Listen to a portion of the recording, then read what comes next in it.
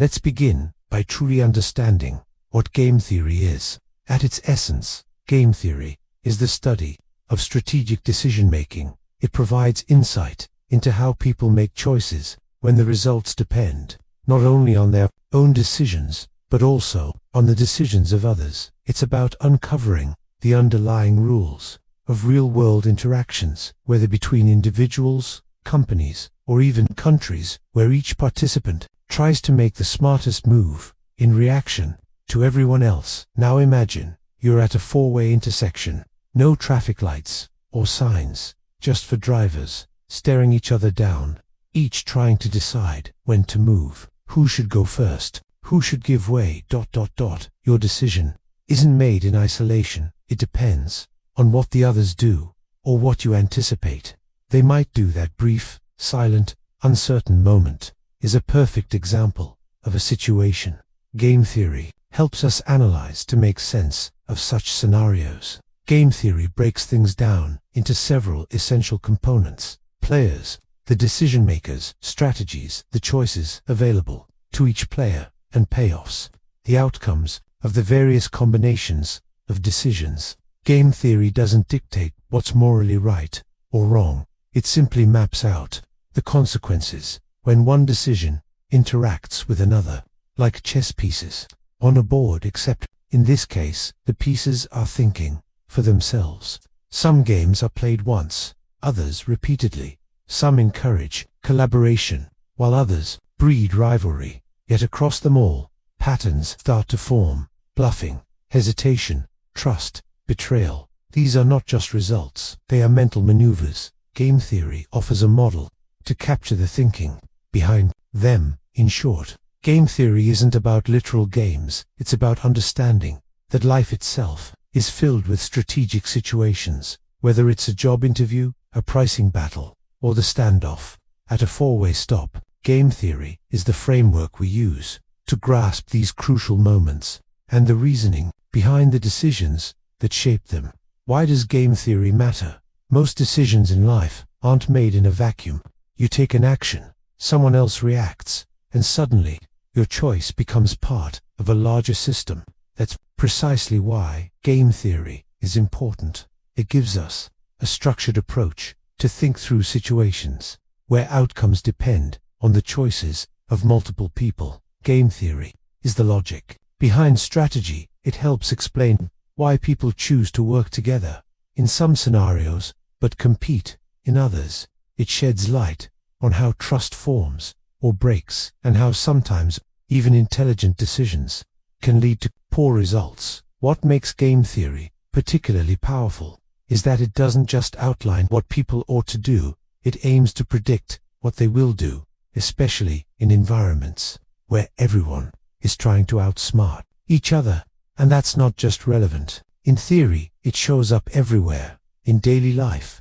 Take a simple example: waiting in line. If someone cuts in front of you, you instantly run through calculations in your head. Should you confront them? Is it worth the discomfort? Could it lead to an argument? Who else is watching?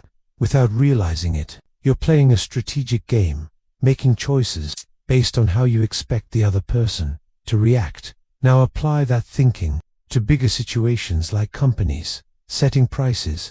If one business lowers its price, others might do the same to stay competitive. But if they all drop prices, profits shrink. Each company wants to act in its own interest, but their outcomes are intertwined.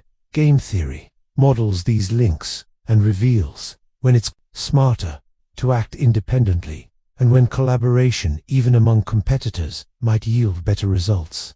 Think about two countries stockpiling weapons. Each fears that if they stop, the other might continue gaining an upper hand, so neither side backs down, even if peace would benefit both. That's a classic strategic dilemma. Game theory helps lay out the risks and motivations behind such high-stakes decisions. But game theory isn't only about conflict or competition.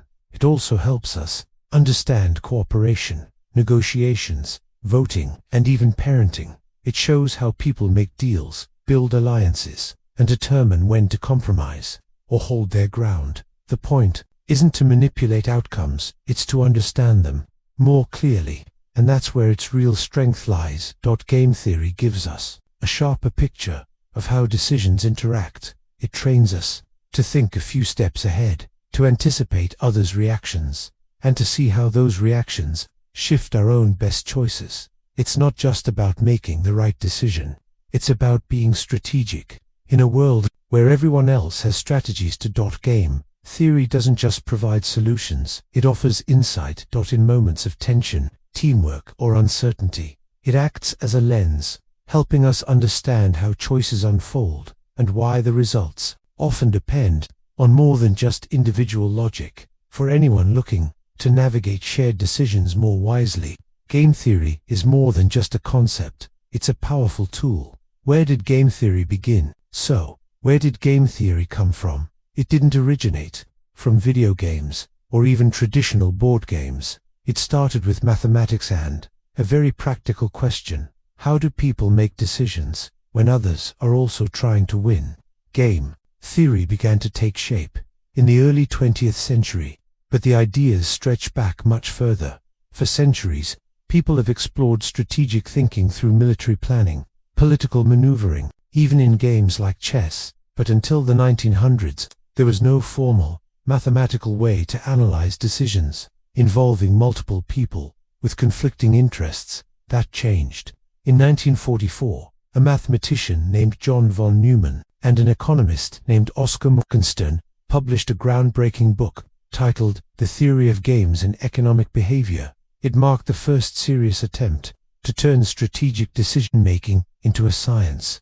They weren't interested in merely guessing how people behave. They wanted to build structured, logical models that could explain and predict behavior in competitive settings. At the heart of their work was the idea of a zero-sum game, a situation where one person's gain is exactly equal to another's loss. Think of poker, chess, or warfare. Years before the book, von Neumann had already proven a foundational principle that every two-player zero-sum game has at least one optimal solution, where both players can choose strategies that prevent being outsmarted. That idea laid the groundwork for a whole new field. But game theory didn't stop with zero-sum games.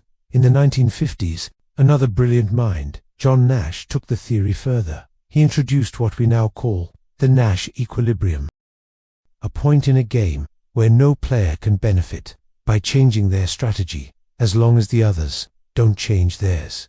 This was a major shift from thinking only in terms of winners and losers to recognizing situations where people settle into stable, predictable patterns of behavior, even if those patterns aren't perfect. As these ideas evolved, game theory expanded beyond competition and into cooperation, negotiation, psychology, economics, and beyond.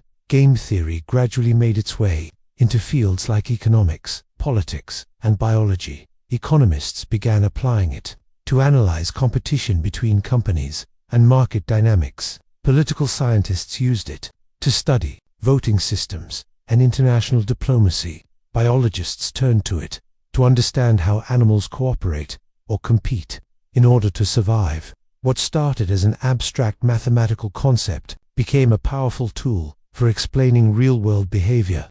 What made game theory so revolutionary wasn't just its mathematical foundation, it was the shift in perspective. It revealed that strategic behavior could be examined, forecasted, and even optimized. It brought structure to situations that had previously relied on intuition or experience alone.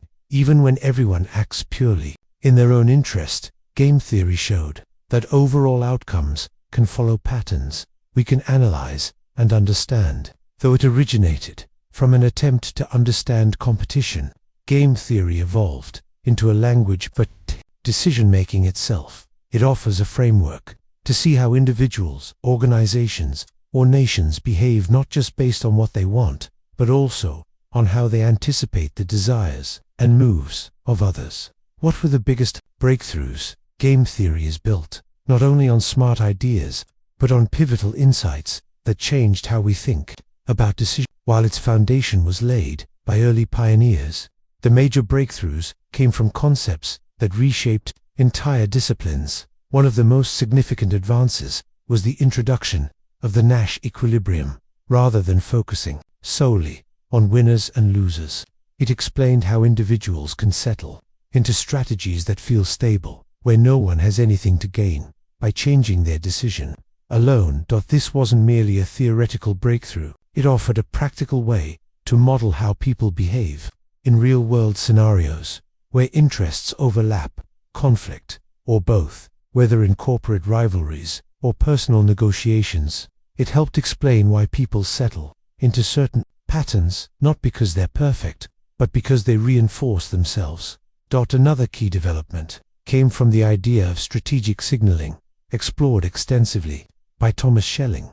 His research illustrated how individuals and nations influence each other's behavior through subtle cues, threats, promises, or even silence. In diplomacy, these signals can carry just as much influence as concrete actions. Schelling's insight wasn't about sheer power, it was about perception, the ability to signal intent without explicit communication, which transformed how we understand negotiation and risk. Game theory also advanced through the study of repeated games, particularly in the work of Robert Axelrod. He posed an important question: can cooperation survive in a world where everyone acts in self-interest? Using computer simulations, he demonstrated how simple and consistent strategies like tit-for-tat can lead to enduring trust. Cooperation, he showed, doesn't need to be imposed. It can naturally arise over time, especially when people expect to interact repeatedly rather than just once.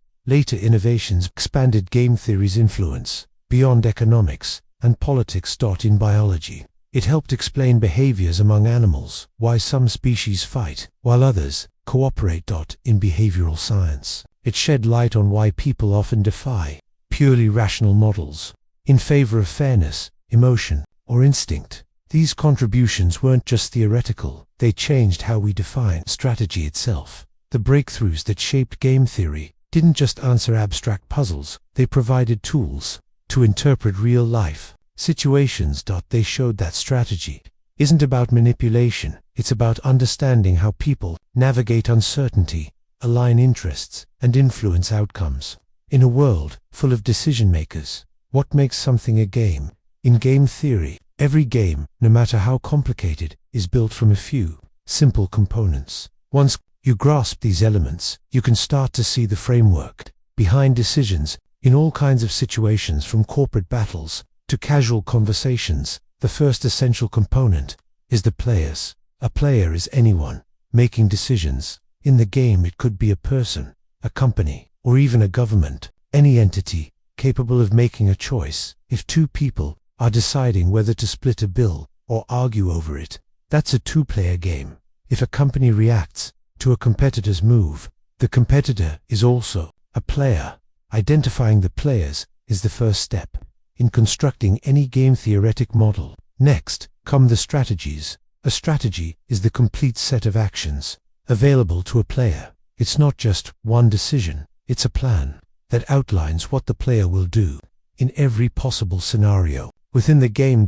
In something like rock, paper, scissors, the strategies are simple. You choose rock, paper, or scissors. In more complex settings, like a negotiation, strategies might include giving in, standing firm, or walking away. What matters is that strategies account for all the possible decisions a player might make. Then there are the payoffs. A payoff represents the outcome a player receives based on the combination of strategies chosen by everyone in the game. In a friendly wager, a payoff might be winning or losing $5. In a price war, it could be market share or profit margins. Payoffs can be numerical or ranked outcomes, as long as they reflect what each player values. Another component is the rules. Unlike board games, rules in game theory aren't always written down, but they're crucial. They define what's allowed, what the players know, how they can act, whether they can communicate, and whether the game is played once or multiple times. Some games are simultaneous, where players move at the same time without knowing what the others are doing. Others are sequential, where one player moves and the next responds with full knowledge of that move. Finally, there's the concept of information. This refers to what each player knows when making their decisions. In some games, everyone knows everything. These are called games of perfect information, like chess. In others, players don't know the full picture. These are games of incomplete or imperfect information, such as poker or business deals. Together, these elements, players, strategies, payoffs, rules, and information, form the structure of any game. They identify who's involved, what choices they can make, what outcomes they care about, the environment in which the game unfolds, and how much each participant knows. With just these components, game theorists can model everything from everyday decisions to global conflicts. It's a stripped-down but powerful way to understand the deep structure of how choices play out when more than one mind is at work. What are zero-sum games? What's the real difference between zero and non-zero-sum games? In many real-life situations, one person winning doesn't automatically mean someone else has to lose. But sometimes, that's exactly what happens. That's the key distinction in game theory. A zero-sum game is one where the total amount of gains and losses remains constant. For every bit one player wins, another player loses the same amount. The net result is always zero. Take poker, for instance. If one player leaves the table with $50 more, that money came from the others. It's a closed system. Success for one equals loss for another. Another example is a sports match. One team wins, the other loses. There's no such thing as shared victory. In these games, points, rewards, or wins aren't generated. They're transferred. These games naturally foster competition. There's no path to mutual gain. Only one can benefit at the expense of another. Now, contrast that with non-zero-sum games. Here the outcomes don't have to cancel out. Everyone can win or lose, depending on their choices. The total gains and losses can be more or less than zero. It's not a fixed pie. Consider two companies deciding whether to compete aggressively or collaborate on a joint venture. If they fight over the same customers, profits may shrink for both. But if they cooperate, maybe by dividing markets or sharing resources, they could both thrive. Or picture two roommates sharing household chores. If they both pitch in, things get cleaned faster with less effort. If one slacks off, tension builds. If both avoid cleaning, the apartment becomes unlivable. The best result comes from cooperation, not competition.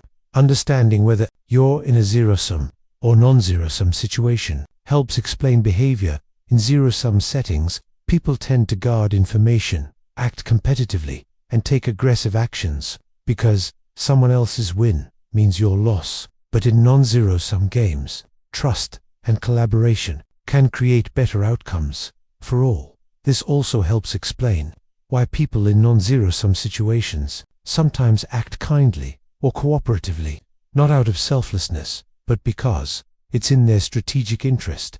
On the flip side, in zero-sum scenarios, cooperation often feels too risky or naive. Game theory uses this distinction to explain decisions in business, global treaties, and even daily life. It helps us figure out when competition is smart and when working together might be the better strategy. Why is the Nash equilibrium a big deal? In any situation involving MOL, from business to diplomacy, two companies could maintain stable prices and profits. But if one secretly undercuts the other, it gains market share, forcing the other to retaliate. Both suffer. Or imagine two countries pledging to cut emissions. If one cheats to gain economic advantage, the deal collapses. Without trust, cooperation unravels. This dilemma is at the heart of game theory's most famous example, the prisoner's dilemma. Two people can both benefit by cooperating, but the temptation to betray is strong, and mutual betrayal leads to a worse outcome than mutual trust. Whether people choose to trust or protect themselves depends on the structure around them. Will they deal with each other again in the future? Is there any way to enforce promises? Are they making this choice once or repeatedly. Game theory helps uncover these structures and explain why even well-meaning people can make decisions that hurt everyone, not from selfishness, but from rational fear. And it shows that until the rules change, these patterns can repeat endlessly. Why does the prisoner's dilemma matter?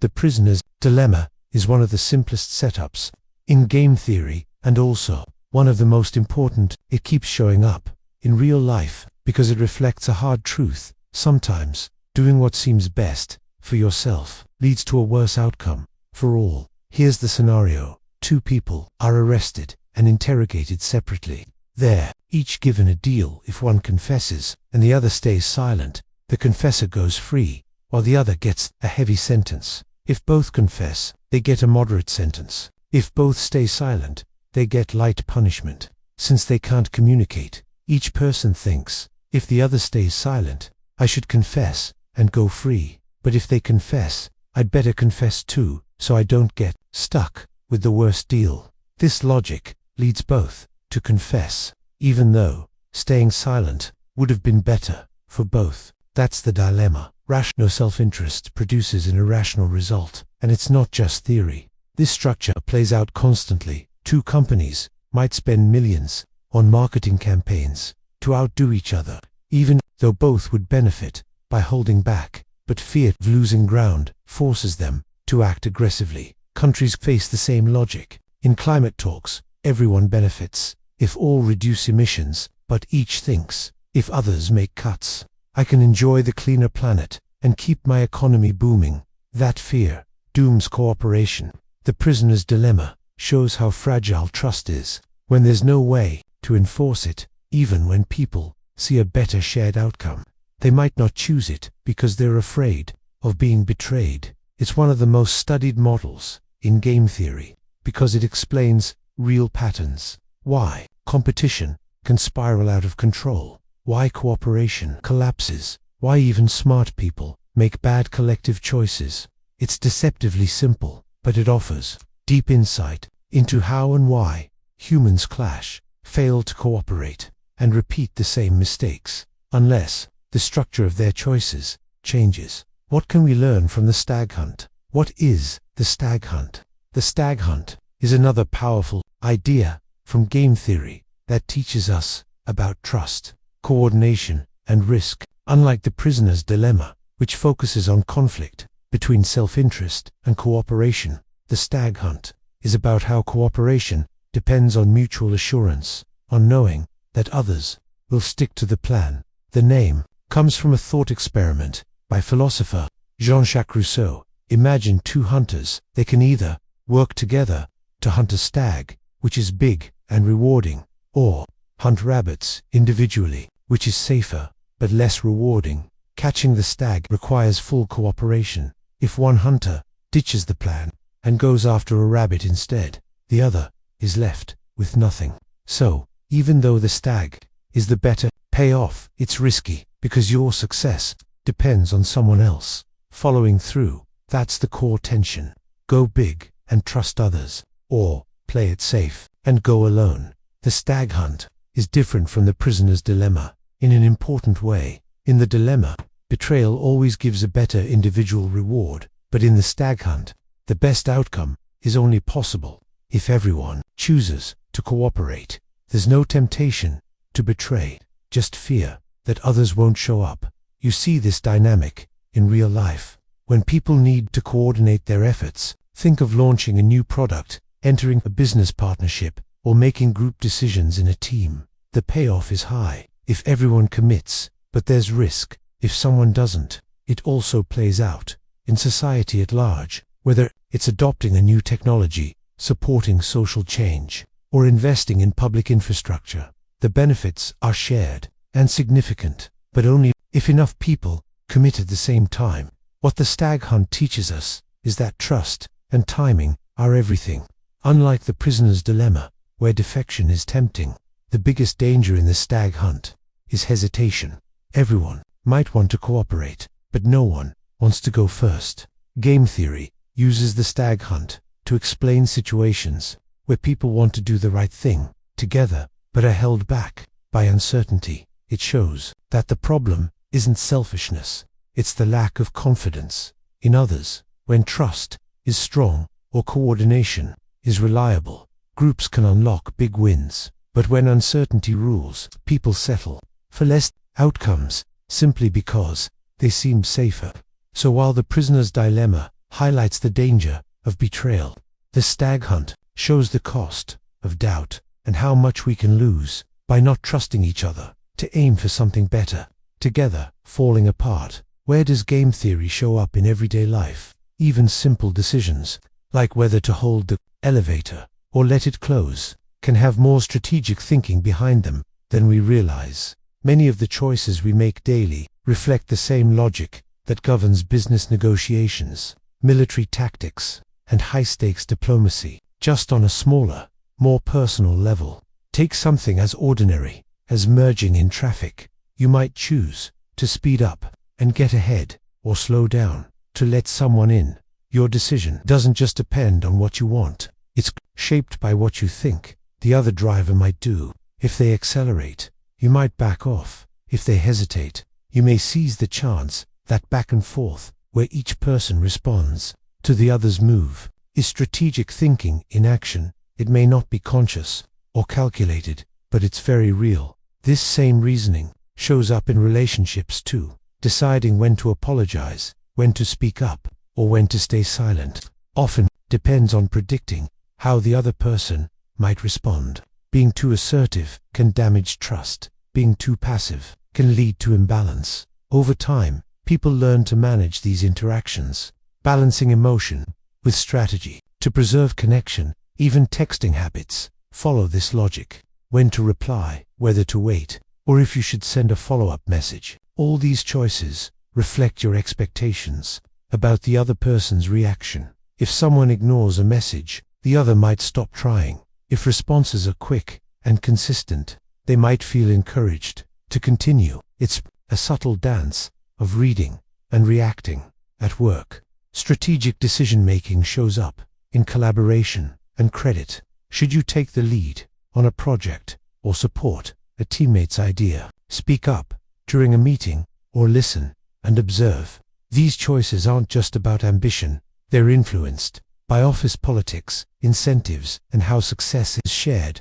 People constantly weigh the risks of appearing too assertive or too invisible. Every action invites a reaction, and we act. With that in mind, even shopping is filled with strategic thought, especially in competitive settings. Waiting for a sale, comparing brands, or responding to a limited time offer all involve strategic thinking about timing, value, and other people's behavior. Retailers count on this. They design promotions that trigger specific reactions, rushing decisions, or increasing spending. Online behavior reflects strategy, too. Liking a post, commenting, or sharing something controversial often involves a quick mental check. Who will see this?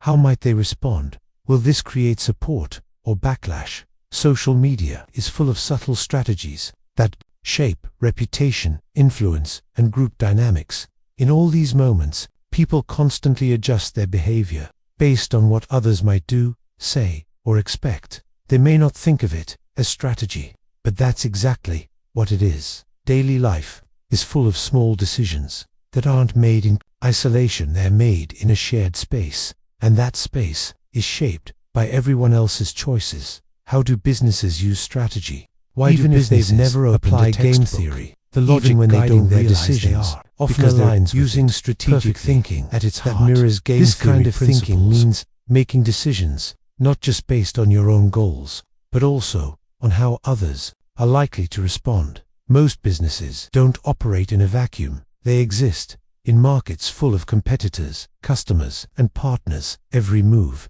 echoes. Take pricing. If a grocery chain suddenly slashes the price of a best-selling item, nearby competitors might feel forced to match it. If they don't, they risk losing customers. But if everyone lowers prices, profits fall. For all, it becomes a chain of strategic actions, where each company tries to predict what others will do and then adjusts in response.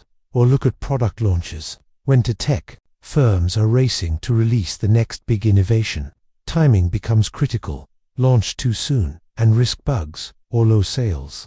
Wait too long and risk being beaten to market. The right timing depends not just on internal readiness, but also on the rival's schedule. It becomes a game of calculated risks. Marketing decisions are strategic too. If one brand runs an emotional ad campaign, a competitor might respond with a practical or humorous message to stand out. These aren't random choices, they're intentional, and they're about shaping consumer perception. Relative to others, these choices may look like instinct or common sense, but they're guided by deep strategic reasoning. Anticipate the moves of others, react thoughtfully, and try to shift the field in your favor. That's the essence of game theory. It doesn't need equations to be real. The thought process is what matters. Sometimes companies even enter silent standoffs. Imagine two big firms during the holidays, neither offering discounts. It may look like cooperation, but it's often an unspoken strategy. Both know that cutting prices could spark a race to the bottom. Neither wants to blink first, so the standoff holds. In business, every move sends a signal, and so does every silence. Over time, companies learn how their rivals behave, not through formal game theory sessions, but through observation and adaptation. Whether or not they call it game theory, it's there, quietly shaping what happens next. What drives high-stakes decisions? How do politics follow strategic logic?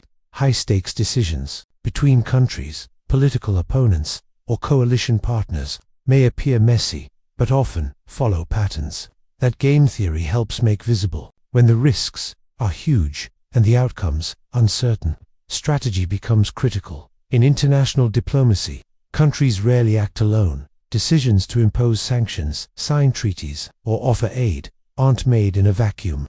They're based on predictions. How will others respond if one nation tightens trade restrictions? Another might retaliate if it offers aid. It may be trying to increase soft power or build alliances. These are not isolated actions, they're moves in a long strategic sequence. Consider the nuclear standoff. Two rival nations, both armed with devastating weapons, know that if one launches an attack, the other will strike back. The result: mutually assured destruction. Neither wants to make the first move, and this creates a tense but oddly stable balance. In game theory, this scenario reflects the chicken game, where players avoid disaster by not pushing too far. Game theory also helps explain election strategies. Political candidates don't just promote their ideas in a vacuum, they adapt based on opponents. If one party focuses on the economy, another might shift to social issues. A third-party candidate can completely change the narrative. These are not just talking points, they're counter moves based on calculated positioning. Even inside governments, leaders must constantly strategize. Building coalitions involves compromise, offering deals, and managing competing priorities. The goal isn't total control. It's enough influence to make progress. It's a constant negotiation, not just with opponents, but with allies too. Public statements are often used as strategic tools. A leader might claim they won't intervene, not necessarily because it's true, but because saying so changes the game. A bluff, a delay, or a bold announcement can trigger reactions from others. These signals, some subtle, some loud, are all part of the strategy. What ties all these examples together is uncertainty. No one has perfect information. Every decision involves risk, guesses, and calculated assumptions. That's why game theory matters so much. Here, it doesn't provide guaranteed answers. It offers a framework for understanding what's going on beneath the surface. How has game theory shaped evolution in nature? In the wild, survival isn't just a matter of being the fastest or the strongest. It's also about timing and smart choices. Animals constantly compete, cooperate, and modify their behavior based on what others are doing. These interactions aren't random. They follow patterns, and biologists have found that those patterns can be understood using strategic thinking. This is where game theory fits into evolution.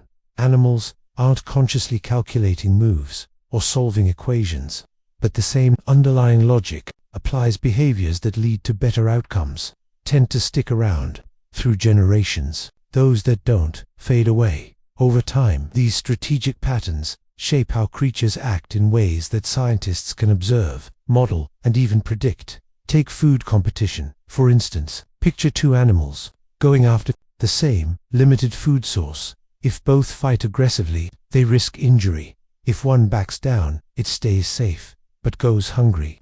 The best long-term survival strategy might involve a mix, sometimes fighting, sometimes retreating. These kinds of mixed approaches can stabilize over time, depending on how risky or rewarding each option is. This idea is modeled in what's known as the hawk-dove gain. In that scenario, hawks always fight, while doves always avoid conflict. If everyone acts like a hawk, injuries pile up. If everyone's a dove, bullies win. But a balance between the two creates stability. No one decides this. It naturally emerges as evolution favors the behaviors that help a species survive and reproduce. Another example is animal cooperation. Certain birds, for instance, take turns standing guard, while the others feed. At first glance, this seems selfless, but in a group where everyone participates, each bird gains the safety of protection. Over time, if one refuses to take a turn, others may stop covering for it. Even though the birds aren't consciously reasoning it out, their behavior is strategic. Over generations, helpful behavior that boosts group survival tends to be passed on. The same logic appears in more complex creatures. Among primates, grooming isn't just about staying clean, it's a social transaction. One monkey grooms another, expecting the favor to be returned later. This tit-for-tat behavior, repeated over time, builds alliances and reduces tension. In settings where teamwork improves survival, strategic behavior becomes a natural advantage. Even microorganisms play strategy games. Some bacteria and viruses compete aggressively. Others evolve to live in harmony with their hosts. The ones that manage to spread effectively without killing the host too quickly tend to survive longer. This balancing act shows strategy.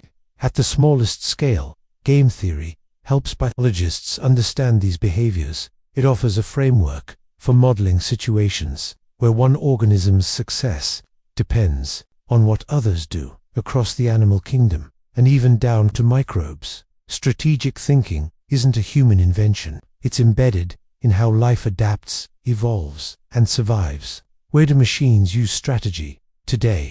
Whenever your GPS reroutes you in traffic, a ride-sharing app changes its prices, or an online ad competes for your attention, machines are making strategic decisions. These aren't just mechanical responses, they're interactions, shaped by environments filled with other decision-makers. Behind many of these processes is strategy, quietly powered by the logic of game theory. Modern artificial intelligence doesn't operate in a vacuum. It's often part of systems involving many agents, some human, some machine, each with different goals and reactions to make these systems work smoothly. AI needs more than pattern recognition. It must be able to anticipate how others might behave and know how to respond. That's where strategic reasoning becomes essential. One clear example is found in online marketplaces. Platforms like Amazon or eBay host millions of sellers, constantly tweaking their prices to stay competitive. Automated pricing tools monitor competitors and adjust in real time. These tools are essentially engaged in an ongoing game. If one seller lowers their price, others often follow. If someone raises theirs, others may take advantage. The algorithm isn't just trying to offer a decent price. It's trying to predict rivals' moves and settle into a position that keeps profits flowing. Ride apps follow a similar strategic rhythm. During busy hours, they activate surge pricing, raising fares to balance rider demand with driver supply. But these prices also reflect anticipated behavior. If fares rise too high, riders might cancel. If they stay too low, not enough drivers log on. The algorithm must constantly adjust, learning from past data and striking a balance. It's a dynamic process with multiple players and competing interests. Cybersecurity is another area where strategy matters. AI systems protecting networks must anticipate attackers who may also be using AI. It becomes a complex game of move and countermove. Defenders look for unusual patterns, while attackers try to hide them. The goal isn't just to respond, it's to predict. It's similar to a chess game, where thinking several moves ahead is critical. Autonomous vehicles use strategic reasoning to add a four-way stop, or during a lane merge. A self-driving car has to gauge what nearby drivers are likely to do. Should it go first? Should it wait? Should it accelerate or slow down? There's no one-size-fits-all answer. It depends on what others are doing in real time and the car's ability to read and respond to those cues. Strategically, even in machine learning research, this kind of interaction is essential. Some AI agents are trained in simulated environments where they must cooperate or compete. These scenarios teach them how to adjust their actions in response to others. It's especially important in fields like finance, logistics, or multiplayer gaming, any space where success depends on understanding other players. Strategic interaction isn't just a human skill anymore. Machines are learning to deal with complexity, respond to incentives, and make decisions where every move affects the outcome. As AI becomes more involved in our daily lives, its ability to reason through competitive, multiplayer environments isn't just a useful trait, it's a necessary one. Why isn't game theory always accurate? Game theory might seem like the perfect tool.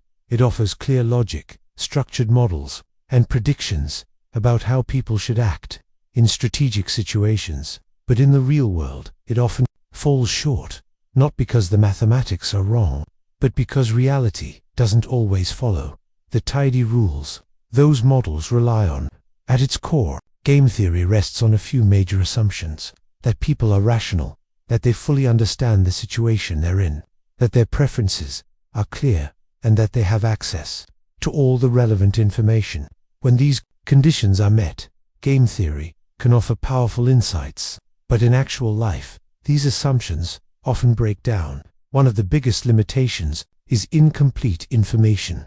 In many real-world decisions, people simply don't know what others are thinking, planning, or even capable of. Strategies that work well in theory often rely on accurate predictions about opponents' moves or motivations. But when you're guessing, or worse, working from false assumptions, your choices can easily backfire. Take negotiations, for example. In theory, both sides carefully weigh their options and reach a fair deal based on known outcomes, but in reality, people may bluff, hide key information, or misjudge what others truly want. Emotion, fear, pride, and even miscommunication can override rational calculations. Then there's irrational behavior. Game theory assumes players act in their best interest, but people don't always do that. Sometimes they make emotional choices, act impulsively, or stick to principles, even when it costs them. In a competitive situation, someone might walk away from a deal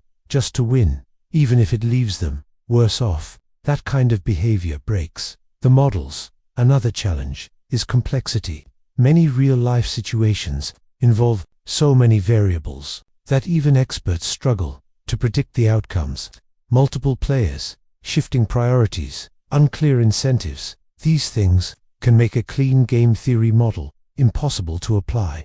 And even when a model exists, its predictions may be too vague or too simplistic to be useful. Cultural differences can also play a role. Game theory often assumes shared values and priorities, but people from different backgrounds may interpret situations and even winning in very different ways. What seems logical in one context may not apply in another. Even timing and context matter. A strategy that works well in one moment might completely fail later if conditions change. Markets shift, new players emerge, emotions build. In such fluid situations, static models can quickly become outdated. Despite these issues, game theory remains a valuable tool, not because it's perfect, but because it reveals structure in what can otherwise seem chaotic It helps people think more clearly about their choices, consider others' perspectives, and anticipate reactions. But like any model, it's most useful when paired with judgment, context, and flexibility. How does game theory shape the world we live in? Game theory isn't just something for academics or analysts. It quietly influences decisions that shape our daily lives, global systems, and the choices made by individuals, businesses, and governments, whether people realize it or not. Many of the structures around us operate based on strategic reasoning that reflects game theory's core ideas. Markets, for example, are built around interactions between buyers and sellers. Prices, competition, and advertising all follow patterns of anticipation and response. A company might cut prices, not just to attract customers, but to pressure a competitor. Another might delay a product release to avoid clashing with a rival's launch. These decisions reflect strategic thinking, each move made while considering how others will act. Politics runs on similar dynamics. During elections, candidates shift positions in response to opponents. A party may emphasize the economy, while another pivots to healthcare or social issues, each trying to appeal to different groups without losing their core supporters. These choices reflect careful calculations about timing, messaging, and reactions. Even behind closed doors, when coalitions form or policies are negotiated, leaders think several steps ahead, weighing potential moves and counter-moves. International relations bring these principles to an even higher level. Nations don't act alone. They respond to allies, rivals, and shifting power balances. Treaties, sanctions, military moves, or diplomatic statements are rarely made in isolation. They're part of an ongoing game where perception, influence, and deterrence matter. Strategic thinking can be the difference between stability and conflict. In technology, strategic interaction happens constantly. Companies race to develop features not just for innovation's sake, but to gain an edge. Tech giants acquire smaller firms, sometimes not because they need the product, but to block a competitor from gaining ground. In digital spaces, platforms adjust algorithms to influence behavior, all while anticipating how users, regulators, and competitors might respond. Even our social behavior is affected online. When someone posts, likes, or shares something, they're often considering who will see it, how it will be interpreted, and what kind of reaction it might provoke. These aren't just personal choices, they're mini strategic moves shaped by expectations and social dynamics. Game theory also shapes public policy. When governments design taxes, environmental regulations, or welfare systems, they consider how people will react. Raise taxes too much, and people may avoid them. Offer certain incentives, and behavior shifts in subtle but predictable ways. These patterns allow policymakers to guide choices through rules and rewards, essentially designing a game with preferred outcomes. In environmental efforts, game theory helps explain both cooperation and conflict. Nations may agree to cut emissions, but each worries that others won't follow through. This tension, the fear of being the only one to sacrifice, is classic game theory. It's the reason why many climate agreements include monitoring and enforcement to build trust and prevent defection. Across all these examples, one idea keeps surfacing. The outcome for one player depends on what others do. That's the heart of game theory. It's not about making isolated choices, but about navigating shared spaces where everyone's decisions ripple outward. Whether we're managing conflict, building alliances, shopping, voting, or simply reacting to others. Online, game theory provides a framework to understand the hidden logic beneath the surface. It doesn't predict every outcome, but it helps explain why people and systems behave the way they do, and how small decisions can influence much bigger ones. Why isn't game theory always accurate? Game theory sounds like it should offer perfect predictions. It's built on solid logic, clear models, and a framework for making decisions in strategic situations. But in reality, it doesn't always work as expected. That's not because the math is flawed, but because the assumptions behind it often don't match the real world. At its core, game theory relies on a few key conditions. People are rational. They understand the situation they're in. They know what their options are, and they have access to all the necessary information. When all these hold true, game theory can offer powerful predictions, but in most real-life situations, at least one of these conditions breaks down. A big issue is incomplete information. In everyday life, people usually don't know exactly what others are thinking, planning, or capable of. They make guesses, and those guesses can be wrong. A strategy that seems smart on paper might fail if you misread someone else's goals or underestimate their resources. Take negotiations, for instance. They rarely unfold with full transparency. People hide intentions, bluff, or misunderstand each other's positions. That uncertainty makes game theory's clean models harder to apply. Another challenge is irrational behavior. People don't always act logically or in their best interest. Emotions like fear, pride, or jealousy can override smart decision-making. Someone might retaliate in anger, even if it costs them more. A person might give up on something too early, out of frustration. Game theory can't easily account for those emotional reactions, which are very human. Even when people are trying to be strategic, they often have limited mental resources. Real-life decisions can be fast, complex, or overwhelming. Instead of carefully calculating the best move, people go with habits, shortcuts, or gut feelings. They might not fully understand the game they're in or the consequences of each option. That means they might not play the optimal strategy game theory would suggest. Also, game theory assumes the rules are known and stable, but in many situations, the rules shift mid-game. New information comes in, power dynamics change, or unexpected events shake things up. A perfect example is in politics. Alliances form and break quickly. Public opinion shifts, and leaders change course based on events. These sudden turns make the neat models of game theory much harder to rely on. Finally, people and systems can be influenced by culture, ethics, and values that don't fit into the idea of winning or losing. Someone might make a decision based on what they believe is right, even if it's not strategically beneficial. They might cooperate, even when game theory says they shouldn't, just to preserve trust or maintain a relationship. So while game theory offers powerful tools for understanding strategy, it's not a crystal ball. It's best used as a lens, a way to frame choices and interactions, not a guaranteed map of what will happen.